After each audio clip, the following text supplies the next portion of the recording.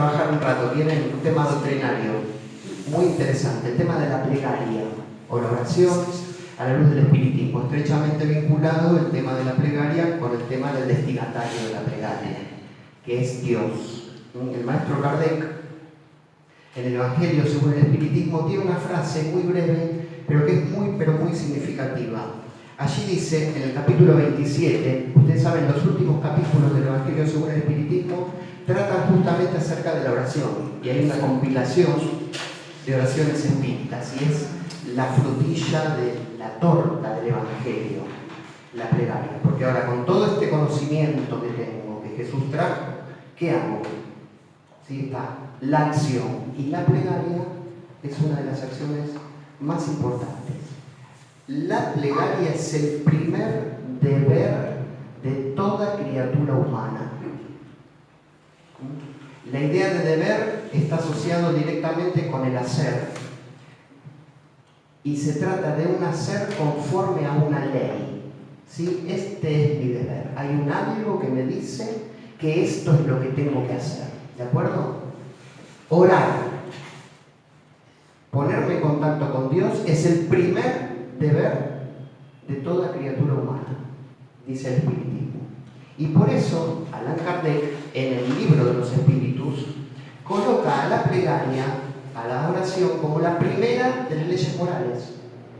Quien se toma el trabajo de estudiar el libro tercero del libro de los espíritus trata justamente acerca de las leyes morales. La primera es la ley de adoración, y ahí ya hay una diferencia. ¿Por qué adoración y no oración? Es importante que analicemos esto. ¿Qué es la adoración como primera ley, como primer deber que Dios le exige a sus criaturas? El texto dice esto: la adoración es la elevación del pensamiento hacia Dios.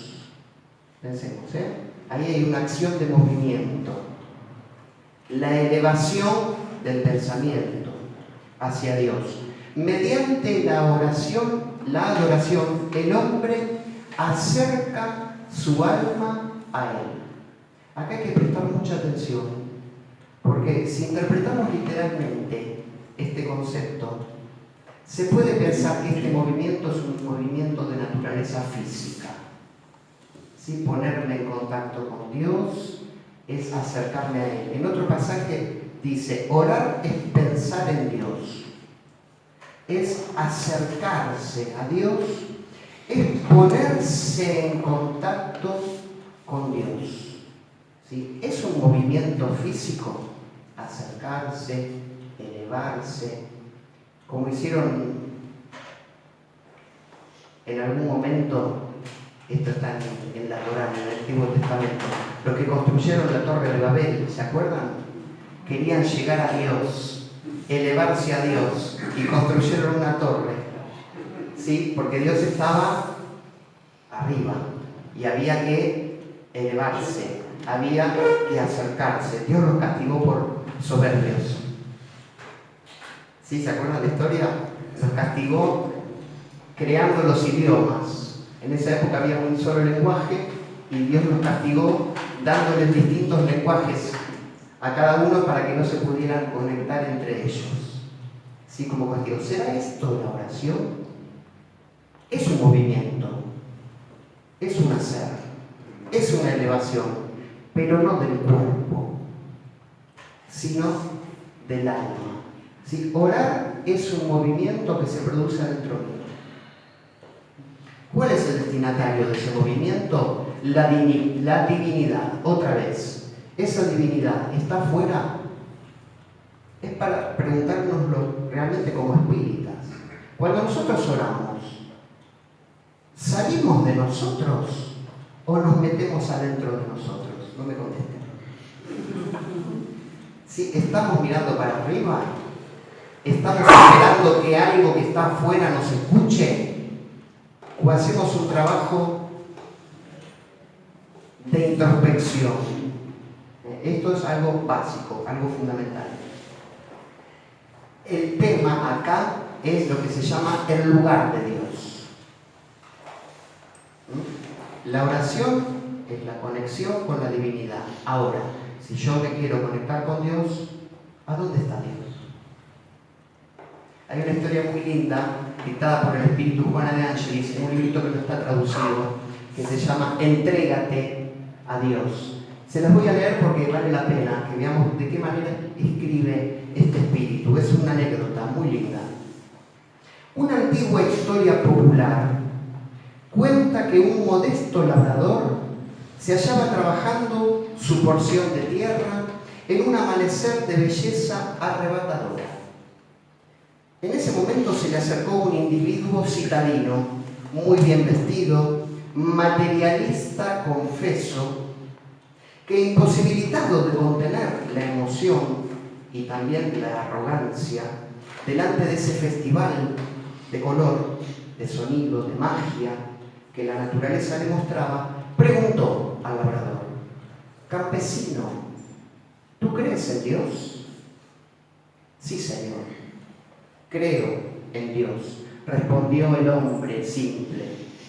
Entonces, en esta mañana maravillosa, muéstrame el lugar donde Dios se encuentra. Y sonrió sarcástico. El hombre humilde miró alrededor suyo mientras se apoyaba en el mango de la azada y después con naturalidad respondió: Señor, yo no soy capaz de mostrarle el lugar donde Dios se encuentra en este paisaje luminoso, pero sí puedo pedirle a usted que me muestre el lugar donde Dios no se encuentra. Lleno de espanto, dice Juana de Angelis, el soberbio se alejó, desconcertado. Y concluye el texto: Dios se encuentra en todas partes donde quiera que se presente su obra. Yo me tengo que conectar con el destinatario de este trabajo, de este movimiento de mi alma, que es Dios. ¿A dónde lo busco? Por lo pronto, Dios está en todas partes. ¿Sí? Es la inteligencia suprema, causa primera de todas las cosas. Dios ha creado todo lo que existe. En el libro de la Génesis, Kardec dice que se podría comparar a Dios con un fluido que lo impregna todo. Dios está en todas partes. Y en todas partes, ¿quiénes están también? Nosotros. ¿Sí? Entonces, ¿a dónde vamos a buscarlo? Sabemos que está en la montaña, que está en la flor, que está en un ave, que está en un arroyo, pero especialmente Dios está adentro de nosotros mismos. Por eso, en el libro de los Espíritus, nuevamente, esta frase es central. La verdadera oración está en el corazón. Ahí tengo que ir. Ahí tengo que ir. Es muy loco. Dios está en mí. Esta es la idea.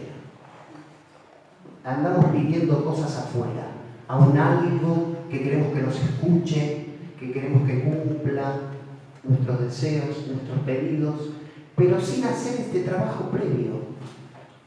A buscar, digamos, al buscar a Dios en mí, yo tengo que hacer un trabajo de autoconocimiento. No es posible encontrar a Dios en mí si yo antes no me conozco. Ahí estamos empezando a dar la definición espírita de la plegaria. Porque el tema de la oración no es algo exclusivo de los espíritas, ¿o sí? El tema de la oración, en realidad, en la humanidad hay dos grandes posiciones, que son las que estamos viendo actualmente, que ya fueron predichas. La posición de lo que nosotros llamamos la incredulidad materialista, por un lado, respecto de la plegaria, y la posición de lo que llamamos el fanatismo religioso, respecto de la plegaria. ¿Qué nos dice un materialista acerca de la oración? Que es un absurdo. ¿Por qué? Porque el destinatario de la oración no existe. Este loco habla. ¿Con quién habla? ¿Con quién está hablando? Hablando aunque sea con el pensamiento, ¿no? ¿Cuántos piensan que estamos locos porque nos reunimos para orar. ¿Sí o no? Sí. Y la otra posición, que no es menos peligrosa, es la posición de las religiones fanáticas, que creen que la oración es un pedir a partir de lo cual resultará un milagro, que todo lo resuelve. ¿Sí? Yo pido mediante un ritual, prendo un par de velas, me visto de alguna manera especial, me pongo en alguna posición, ¿sí? El cuerpo de rodillas, o hago una caminata determinada, ¿sí? Alguna acción exterior, física, que complazca a un ser que va a devolver esta acción transformando la realidad, porque yo se lo pido. Esta es la posición del fanatismo religioso. La respuesta de Dios a lo que yo quiero sin el más mínimo esfuerzo de mi parte. ¿Sí o no? Las famosas promesas. Si me das esto, yo hago esto cambio. ¿Sí? Como si Dios fuera un ser humano, ¿no? Con el cual hago un negocio. Hago un negocio. Las dos posiciones son mayoritarias en la humanidad hoy en día. ¿Verdad? Sí. La materialista y la fanática. La tercera vía es la posición del espiritismo, que nos dice que la verdadera oración está en el corazón y que no es posible hacer contacto si el que está orando no ha hecho un trabajo previo consigo mismo. Y no es exitoso el resultado de la plegaria si no ha existido esa transformación. Sería algo así como esto. No se trata de hacer que Dios baje.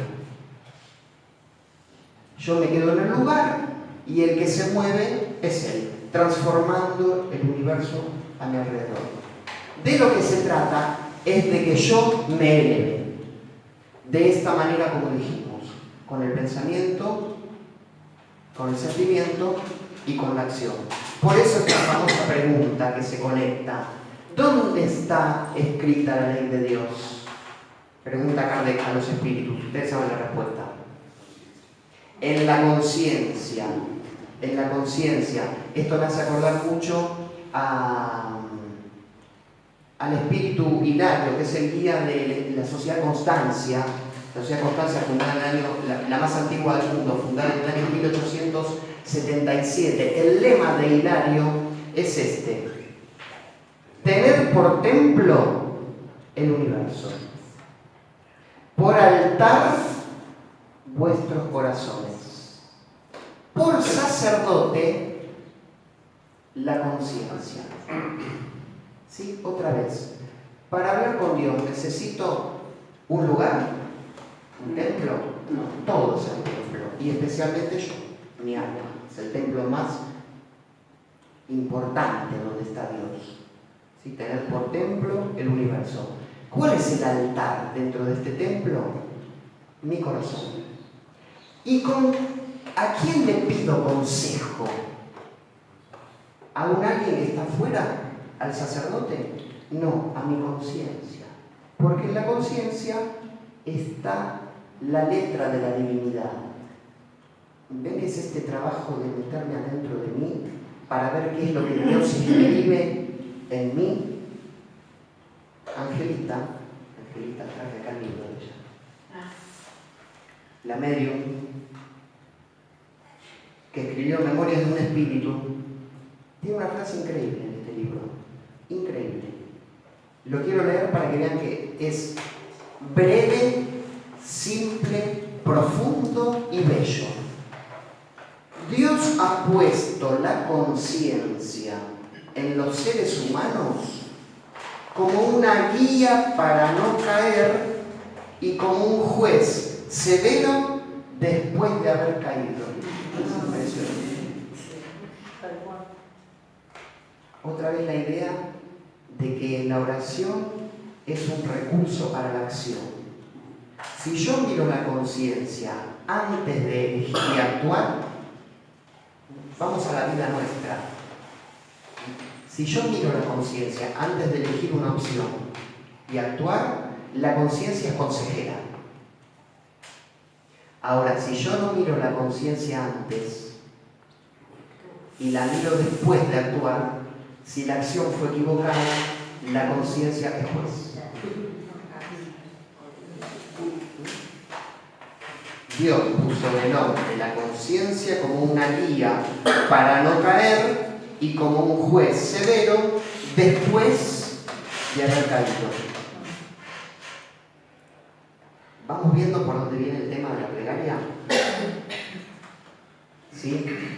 La oración del espiritista es la oración de la interioridad. Nadie se entera cuando el espiritista está orando,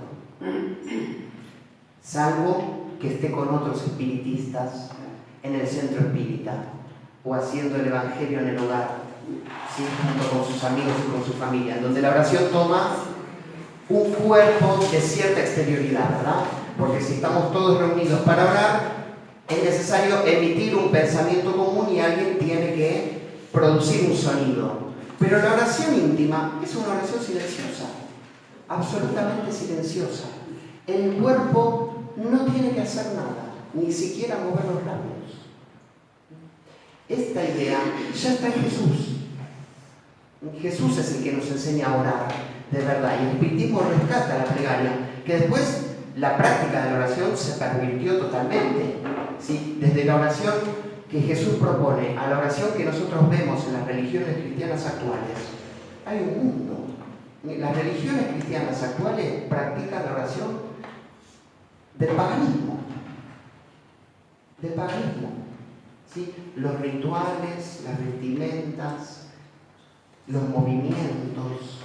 Dios está fuera en un lugar al que yo miro. Jesús dice, no, nada de esto. Nada de esto. Cuando oréis, no seáis como los hipócritas, a quienes les gusta orar de pie. ¿Ven? Ya empieza la oración de la exterioridad, no de la interioridad. Les gusta orar de pie en las sinagogas, en un lugar específico, y en las esquinas de las calles, para que los vean los hombres. No hay una intención auténtica. Si yo quiero que me vea Dios, no tengo que andar mostrándome a los hombres. Si quiero que me vean los hombres es porque hay una intención en relación con ellos. ¿Sí? En verdad os digo que ellos, estos, los hipócritas, ya recibieron su recompensa. ¿Ven? No les interesa algo de Dios, les interesa que lo miren los hombres. Sí, que los admiren, que los elogien. ¡Qué santo! ¡Qué santo!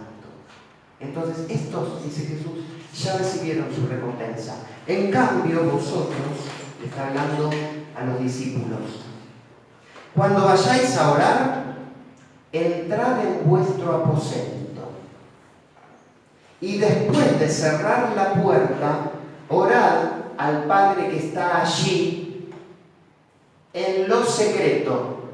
Y vuestro Padre que ve en lo secreto os recompensará.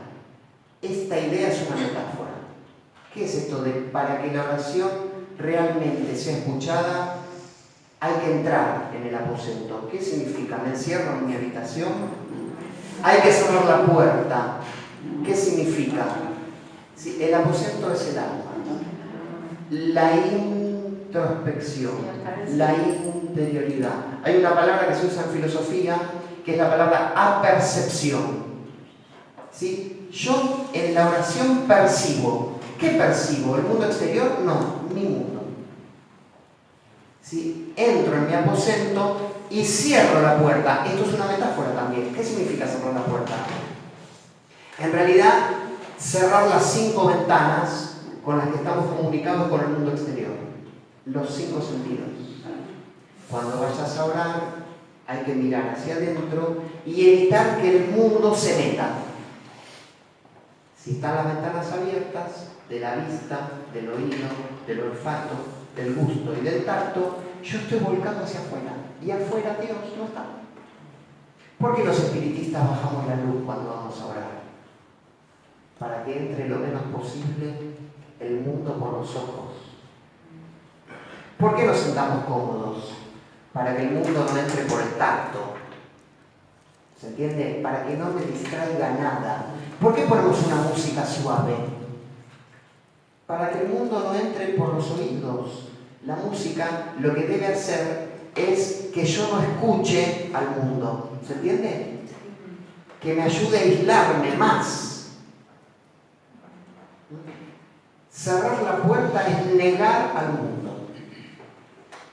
Y ahí, entonces sí, estoy yo solo con Dios. ¿Es un trabajo o no? Hay gente que no puede estar sola en la vida, en este sentido, porque no se toleran a sí mismas. No pueden mirarse. No pueden mirarse. ¿Sí? Es complejo orar de verdad, porque hay que hacerse cargo de uno. Este es el problema. Por eso es más fácil el ritual, el ruido, ¿sí? La procesión, las andas, las velas. Estamos afuera, no me estoy mirando, no me gusta mirarme. ¿Sí? Es preferible que Dios cambie lo que está alrededor, qué es lo que me está molestando, qué es lo que me hace ruido. ¿Sí? Entonces la oración de Jesús y del Espírita es la oración de la intimidad. Jesús compara la oración que él propone con la que hacía el profeta Daniel. ¿Conocen al profeta Daniel de los leones? Está en la Biblia, en el Antiguo Testamento.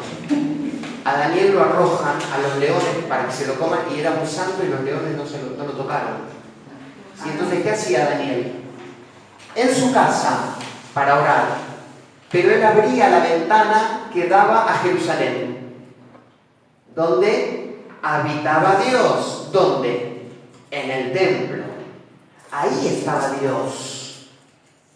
¿Sí? En el arca, donde estaban las leyes. Ese era el lugar sagrado. Y para hablar con Dios había que mirar al lugar donde estaba Dios. Me meto en casa, me arrodillo y oro 3 veces por día. Ven otra vez, esta es la oración de la exterioridad. Absolutamente nada que ver con lo que propone Jesús. Él hace un cambio total, de 180 grados. De 180 grados, que nosotros tenemos que considerar, porque estos estudios son para ver cómo estamos nosotros orando. Creo que acá no hay ningún incrédulo materialista, ¿verdad? Pero sí hay que prestar atención por las dudas que todavía andemos en el terreno del fanatismo religioso, porque eso tampoco tiene nada que ver con nosotros los espíritas. Teresa de Jesús, una mística española, una medium, sí, increíble, los místicos españoles, Teresa de Jesús, San Juan de la Cruz, caían en éxtasis, sí, el espíritu de ellos se emancipaba del cuerpo y entraban en contacto con los mundos de luz. Cuando volvían, contaban su experiencia, sí, increíble, los libros que ellos escribieron. Y Teresa tiene una poesía muy bonita, en donde ella, escribe esto como si fuera Dios el que le habla. Dios le está dando un consejo a Teresa. Fíjense qué interesante, siguiendo esta línea, ¿no? De la oración esta, la auténtica. Dios le dice a Teresa: a mí has de buscarme en ti, porque tú eres mi aposento, tú eres mi casa y mi morada. Y así puedo llamarte en cualquier tiempo si hallo en tu pensamiento que está la puerta cerrada. Fuera de ti no debes buscarme, porque para hallarme a mí bastará solo llamarme, que a ti iré sin tardarme, pues a mí has de buscarme en ti. No tengo que hacer nada. Yo pienso en Dios y estoy con Dios. Nada más. Tan simple, ¿no? El problema es, ¿qué es Dios? ¿Sí? Y yo, bueno, entonces ese Dios que estaba allá arriba, del otro lado de la bóveda, ¿sí? Esta idea de que Dios había separado las aguas y había hecho el cielo, ¿sí? Y que había una bóveda sólida que estaba sosteniendo agua más allá del cielo, y Dios estaba arriba de las aguas de arriba. ¿Cómo aguanta hasta ahí? ¿Se entiende? Tan complejo. Y este Dios es un Señor que está ahí en un trono. Sí, un Dios antropomorfo que yo inventé, como decía Marx. Sí, a este Dios lo crearon los hombres. Un Dios humano, muy sabio, ¿sí? Que está esperando que nosotros nos pongamos en contacto para ver si Él nos hace algún favor. Hay que olvidarse de este Dios. No es posible un acceso intelectual a la divinidad. Si yo me pongo a pensar en términos filosóficos qué es Dios, ya los espíritus nos dicen en el libro de los espíritus, no nos metamos en ese terreno, es un laberinto, dicen ellos, del que no podríamos salir. A Dios lo tengo que buscar dentro mío, muy bien, es lo que aprendí recién. El Dios de la interioridad, de la percepción, de la intimidad, el Dios que está en mi alma. Pero ¿qué es Dios? El acceso a la divinidad no es intelectual, es emocional. A Dios no se accede con palabras, es difícil esto, porque nosotros todavía necesitamos de palabras. Pero cuando estemos un poco más evolucionados, orar va a ser un estado emocional. ¿Me siguen? Que a veces se alcanza, lo alcanzamos en la casa espírita, cuando hacemos una lectura, ¿sí? Cuando participamos en una actividad de estudio, hay algo que se nos mueve. ¿Sí o no? Esa es la conexión con la divinidad.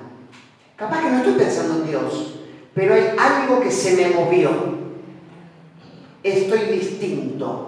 Estoy emocionado para bien, estoy feliz, se me prendió algo adentro. Ese es el movimiento del corazón. La verdadera adoración está en el corazón, dicen los espíritus. Hay una anécdota muy linda de San Agustín. San Agustín fue obispo, fue de los padres de la iglesia, uno de los primeros, ¿no? Que sentó muchos de los dogmas de la iglesia y escribió como 24 libros. Y cuenta la anécdota que estaba Agustín, era el obispo de Tagaste, que era una ciudad romana, de la época del Imperio Romano, que quedaba en el norte de África. Creo que por lo que es Túnez hoy en día. Agustín iba caminando por la playa pensando en esta pregunta: ¿qué es Dios? ¿No? Y trataba de acceder intelectualmente a la divinidad, dar una definición de Dios con palabras. Y se tropezó, sí, ahí tan concentrado iba, con un niño pequeñito que estaba sentado a la orilla del mar, le llegaban las olitas, y él tenía un cacharrito y con una cucharita tomaba el agua del mar y la ponía en el cacharro, ¿no? Agustín se desconcentró por esto, se detuvo y le preguntó: niño, ¿qué haces? Estoy tratando de guardar el mar en este cacharrito. Y Agustín se conmovió, se rió, le dijo: niño, esto es absurdo, es imposible guardar la inmensidad del océano dentro de la pequeñez de este cacharrito. El niño le dijo: sí, es verdad, pero más absurdo e imposible es lo que venías haciendo vos hasta que te encontraste conmigo, que pretendías guardar la inmensidad de Dios dentro de la pequeñez de tu mente. Dice la anécdota que ese niño no era un niño, era un ángel de Dios, que había sido enviado por la divinidad para advertirle a Agustín: Agustín, no te metas por ahí, Porque a Dios se accede con el sentimiento. A Dios se accede con el sentimiento. Y sobre todas las cosas, y aunque parezca mentira, con el hacer. Con el hacer. Si yo quiero que Dios me escuche es obviamente una imagen, una metáfora, porque Dios no tiene oídos. Si quiero conectarme con eso que siento, eso que está en mí, me voy a arriesgar a decirlo. Eso que soy yo. Cuando sea espíritu puro. Si yo quiero conectarme con Dios, tengo que hacer algo con mi cuerpo. Es el terreno de la ética. No se trata de arrodillarme y de prender una vela. El hacer que Dios me pide es todo lo que con mi cuerpo puedo hacer para que los otros estén bien.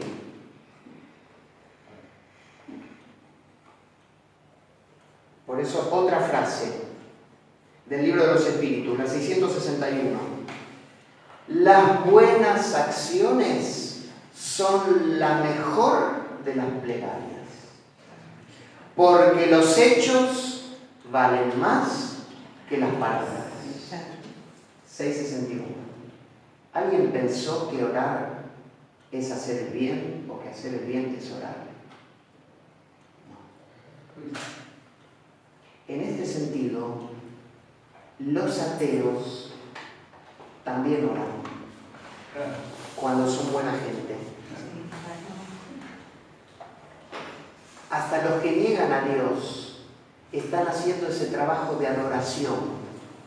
¿Sí? Porque ad orar es hablarle a.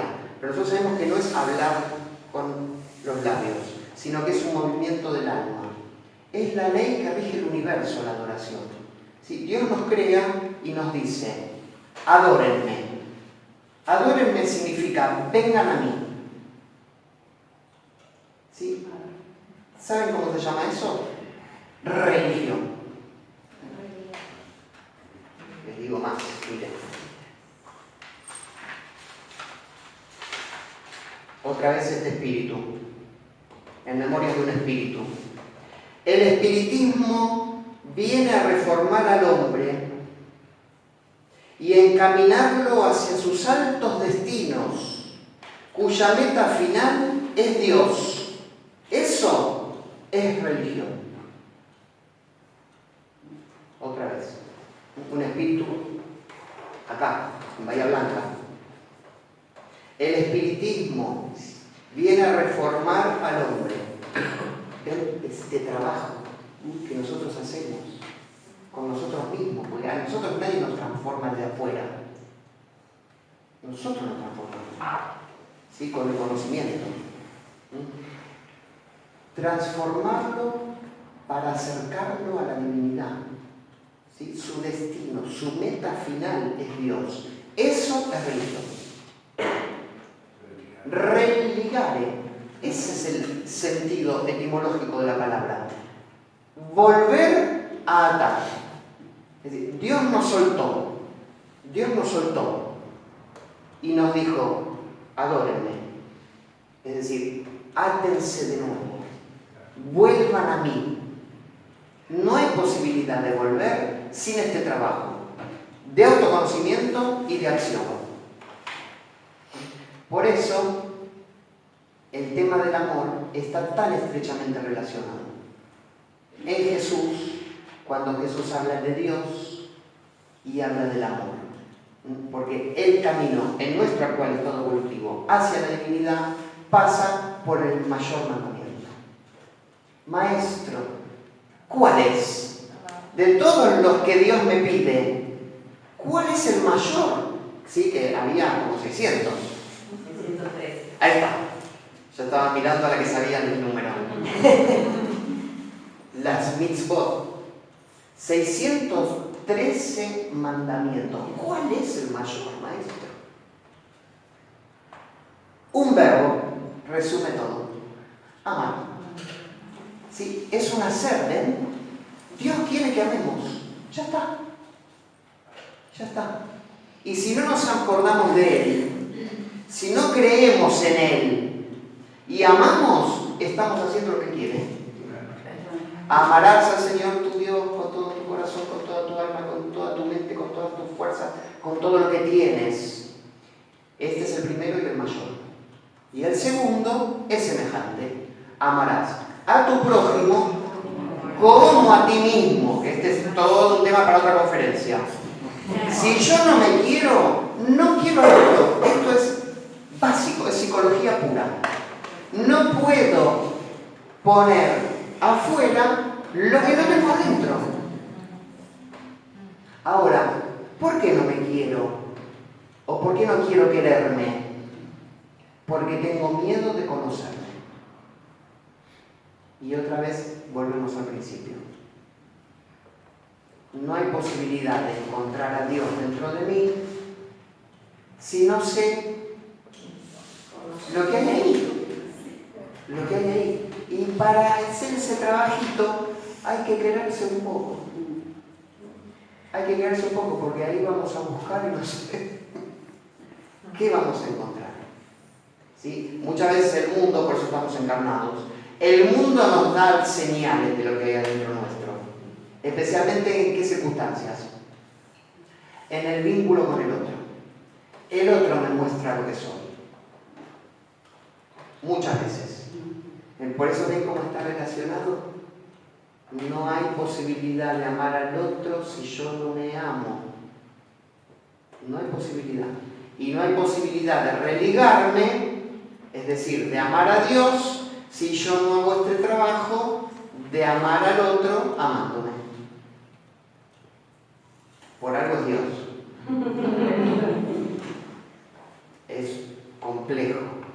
No es posible una cosa sin la otra. ¿Sí? Entonces, la verdadera oración es hacer el bien.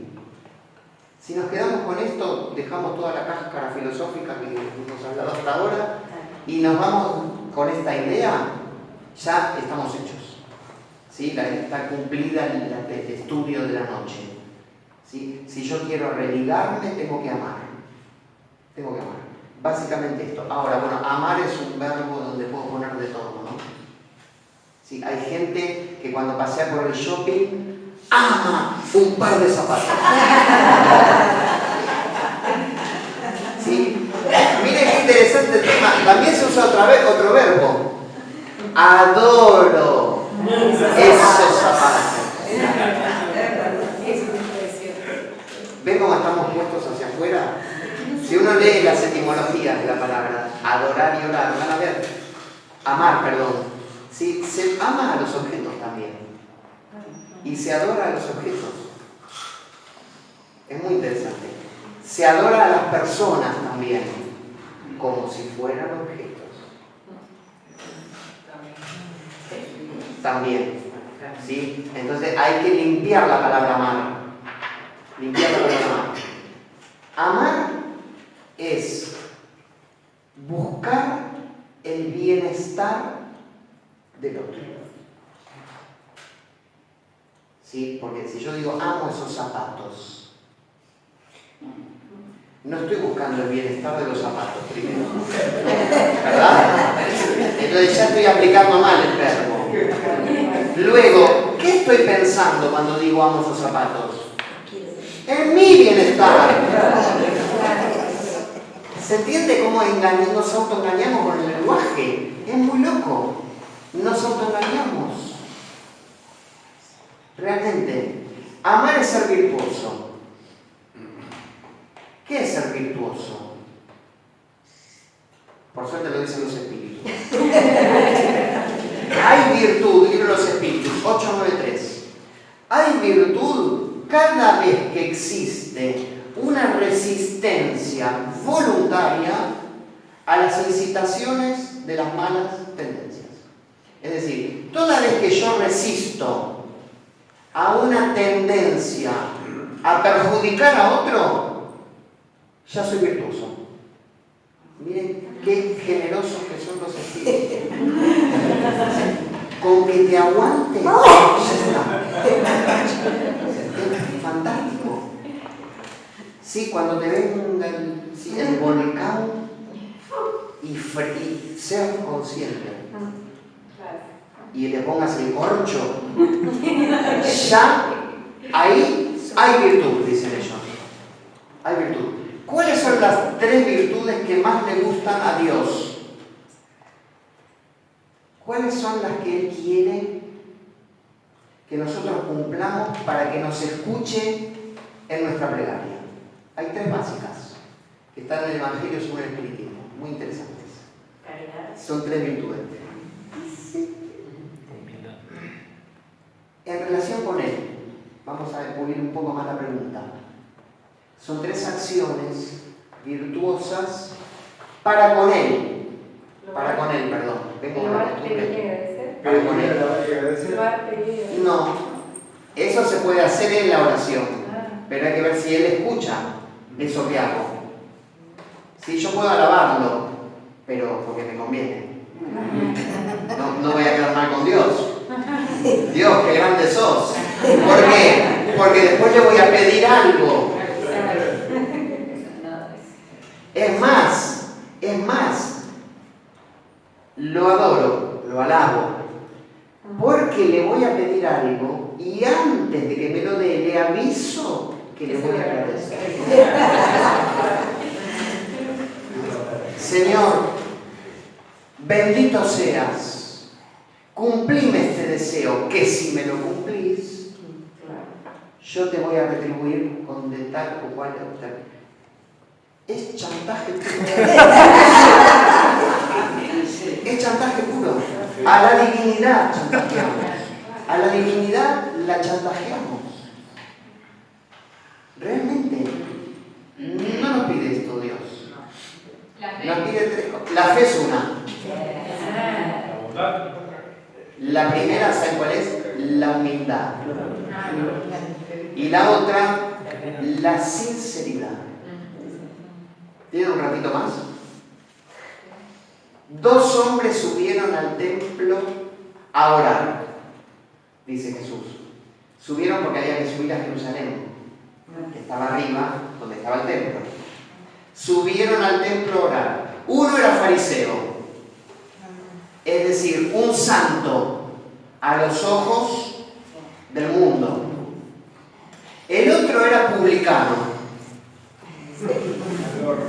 Lo peor, lo más despreciable, lo más desagradable, lo más odiado del pueblo era el publicano. El fariseo, el santo. El publicano, el pecador. Ellos 2 subieron a hablar con Dios. El fariseo, miren la actitud del fariseo, el santo. Estando de pie, oraba en su interior de esta manera: Dios mío, te doy gracias porque no soy como los demás hombres, ladrones, injustos, adúlteros. Tampoco soy como este publicano. Yo ayuno 2 veces por semana. Doy el diezmo de todo lo que poseo. Él está contándole a Dios lo que él hace, como si Dios no lo supiera. Yo cumplo con el templo, cumplo con los reglamentos, con los rituales. ¿Sí? Yo cumplo con lo que vos pedís, no como estos. ¿Sí? El publicano, por el contrario, permaneciendo alejado, no osaba ni siquiera alzar los ojos al cielo, sino que golpeaba su pecho, diciendo: Dios mío, ten piedad de mí, que soy un pecador. Jesús cierra: os declaro que el pecador, volvió justificado a su casa. Es decir, a ese Dios lo escuchó. Y el otro no, porque la famosa frase: aquel que se ensalza será humillado, y el que se humilla será ensalzado. Dios no escucha al soberbio. Dios no escucha al orgulloso, que es lo mismo que decir Dios no escucha al ignorante. ¿Al ignorante de qué? De sí mismo. ¿Quién puede decir que tiene razón cuando dice que es perfecto?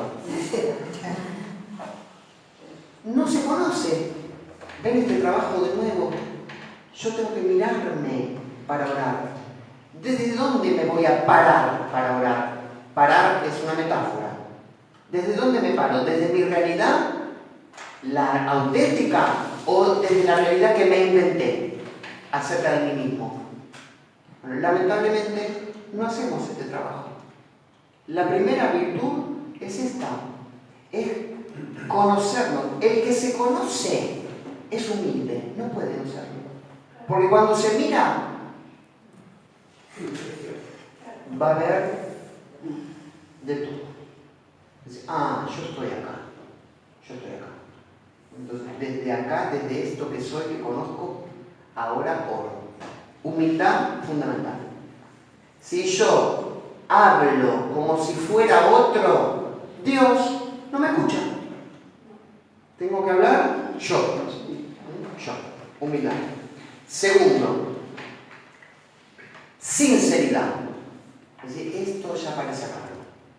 Porque Dios es el Todopoderoso, es el omnisciente y el omnisapiente. ¿Qué quiere decir esto? Es el que lo sabe todo. Entonces, ¿por qué Dios me pide sinceridad si yo sé que no puedo mentirle? ¿Se entiende? Sí. Bueno, porque la sinceridad no es para con Él, es para No demuestres, dice el Evangelio sobre el Espiritismo, no demuestres orar mucho, pues no serás atendido porque digas muchas palabras, sino por la sinceridad de ellas. La palabra sinceridad en un capítulo del Evangelio sobre el Espiritismo aparece 8 veces. ¿Sí? Cuando los espíritus enseñan a orar en el Evangelio, no paran de decir que hay que ser sincero. Evidentemente es una virtud básica, fundamental. Otra vez, ¿puedo no ser sincero con Dios? ¿Puedo mentirle a Dios? Inconscientemente sí. Puedo autoengañarme. Esto, ¿saben para qué se aplica mucho? Para la oración de petición. Y yo puedo alabarlo a Dios, puedo darle gracias a Dios, pero a la hora de pedir, ¿estoy pidiendo realmente lo que me conviene, lo que me viene bien, lo que me hace bien? ¿Soy sincero? Porque, ¿saben qué pasa? Muchas veces pedimos cosas que no queremos que se cumplan. No somos sinceros. Esto en psicología se llama el beneficio secundario de la enfermedad. ¿Y saben dónde se ve mucho? Por eso el espíritu Juan Adenches dice que nosotros somos niños espirituales.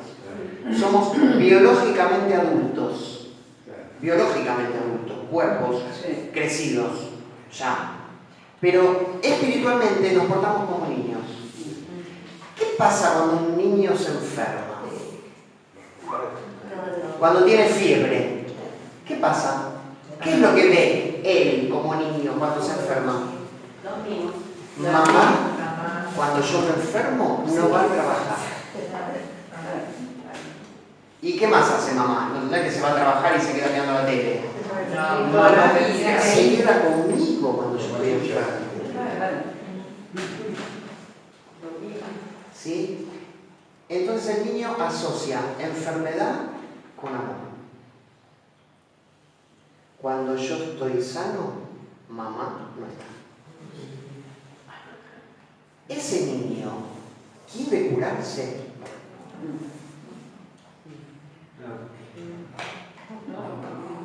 Nosotros somos niños espirituales.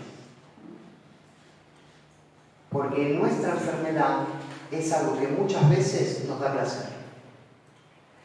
Pedimos curarnos, pero en el fondo nos gusta. Y esto lo dicen los espíritus. Hay muchas personas que dicen quiero en la plegaria, ¿no? Libro de los Espíritus 9:11. No obstante, la voluntad solo está en sus labios. ¿Sí? Cuando yo voy a pedir quiero, da boca para afuera. ¿Sí? Quiero. Pero yo quiero. Quieren, pero están muy satisfechos de que todo siga igual. Este trabajo de la oración de petición es muy complejo. ¿Qué le estoy pidiendo a Dios? Realmente, si esto que yo le estoy pidiendo se me cumple, porque todavía vivo en el pensamiento mágico, ¿no? Voy a suponer que si pido algo, una fuerza exterior va a transformar el mundo, que es lo que vamos a ver ahora. Dios no cambia el mundo. El mundo está ahí. Él no hace milagros porque yo se lo pido. No existen los milagros. Esto es lo que se llama el espiritismo. Sí, este es el fanatismo religioso el que cree que Dios cambia la realidad porque yo se lo pido. Es falso eso. ¿Qué es lo que Dios cambia cuando yo le pido algo? Cambia mi manera de ver eso. ¿Se entiende? Si yo estoy enfermo, no le pido a Dios que me saque la enfermedad. Le pido a Dios que me enseñe a verla, a entenderla. ¿Por qué estoy enfermo? Eso, ¿saben cómo se llama? Resignación, que significa resignificación. En la oración, yo pido entender lo que me pasa, no que no me pase. Porque si me está pasando, es porque me tiene que pasar. Es el karma, es la ley de causa y efecto. Hay cosas que en la vida las tengo que pasar. Y soy un niño espiritual si le pido a Dios que lo evite. Yo le tengo que pedir a Dios que me haga entender por qué me pasa y me permita encontrar las herramientas para resolverlo en caso de que pueda. Eso es la sinceridad, ¿se entiende? Especialmente en la oración de petición.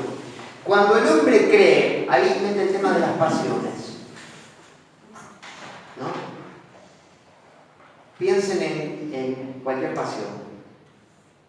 Una pasión es una fuerza del alma, ¿sí? Descontrolada. Me explico, las pasiones en el sentido negativo. Podemos incluir los vicios también, el apego a las cosas. ¿Sí? El apego a las cosas. Yo sé que estoy apegado a algo en el mundo que me hace mal, ¿verdad? Yo sé que esto me hace mal. El lunes empiezo la dieta. Dios mío, ayúdame. Te pido. ¿Sí? Soy muy débil, solo no puedo. ¿Sí? Dios mío, te pido. Cuando el hombre cree que no puede vencer sus pasiones, eso se debe a que su espíritu se complace en ellas. Esto es el libro de los espíritus, no es psicología transpersonal del siglo XXI. Esto lo tienen los espíritus en 1857. Es psicología de la última generación. Se complacen a causa de su inferioridad. Me duele, pero me encanta. ¿Sí o no?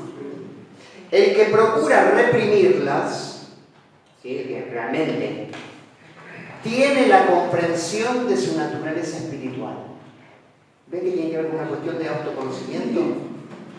Si yo realmente quiero es porque entiendo por dónde va la cosa, realmente.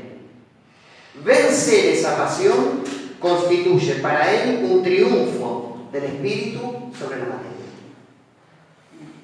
Entonces, humildad. Yo estoy bien parado. Es decir, me conozco. Luego, cuando me conozco y veo cosas que están ahí que no me gustan, tengo que ser sincero. ¿Sí? Y en la oración de petición, prestar mucha atención, porque pretendemos cambiar el mundo exterior.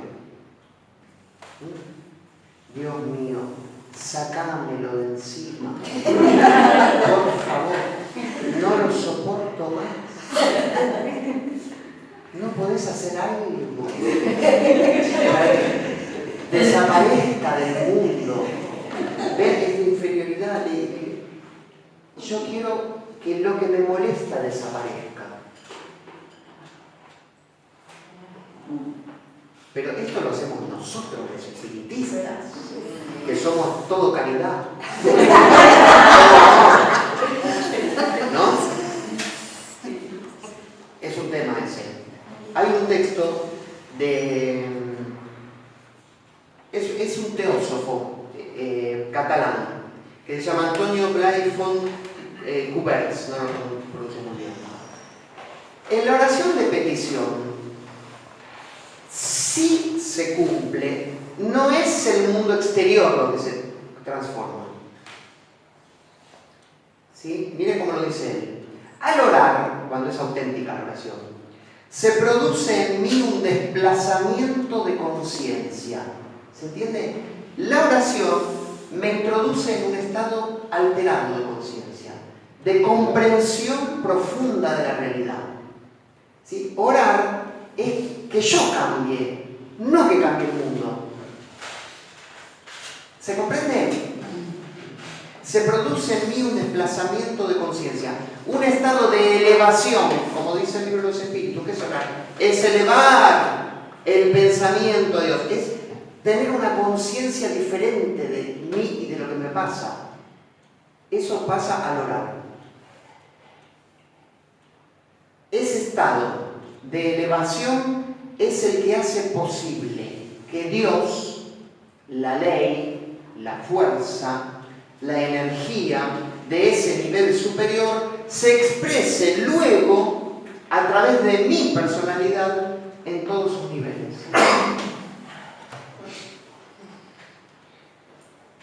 El mundo afuera va a seguir igual. Él no va a desaparecer. No va a desaparecer. ¿Se entiende? Porque Dios no hace milagros. Lo que va a desaparecer es mi manera de relacionarme con Él. Esto es. ¿Sí? A Dios no hace falta pedirle nada. Si yo ya hice este trabajo, ¿se entiende? No hace falta pedirle nada.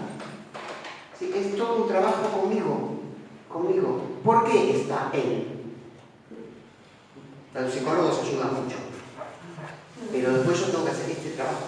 Y a la luz del espiritismo, porque él o ella es un espíritu, como yo. ¿Sí? Y si él está ahí y no otro, es porque hay una historia con él. Y porque él, aunque parezca una locura, es lo que necesito. Es lo mejor que me pudo pasar. Sí. Puede ser una persona, puede ser una circunstancia. ¿Sí? Las personas también son circunstancias. Son cosas que nos pasan. ¿Verdad? Estamos en un escenario. Estamos en un escenario. Este no es el mundo verdadero. Este no es el mundo verdadero. Este es un escenario. ¿Sí?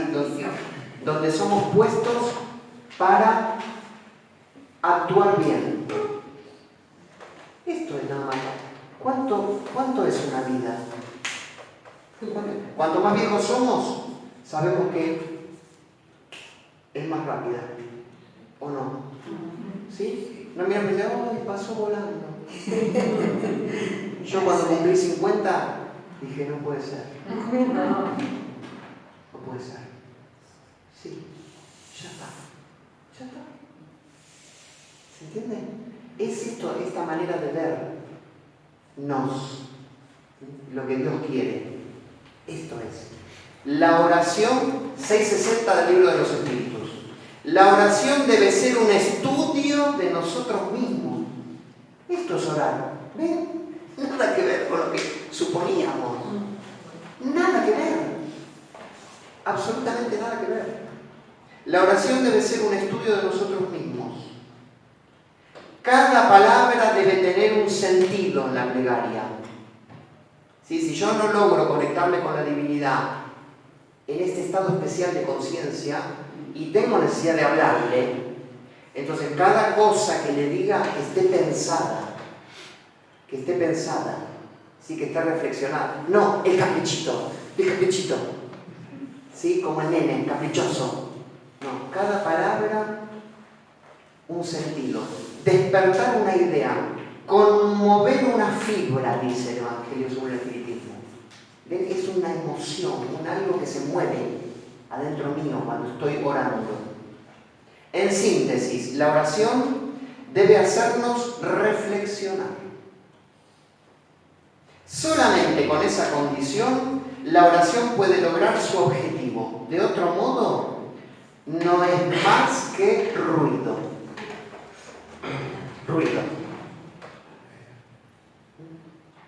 Entonces, realmente el fariseo que estaba ahí adelante estaba haciendo ruido nada más.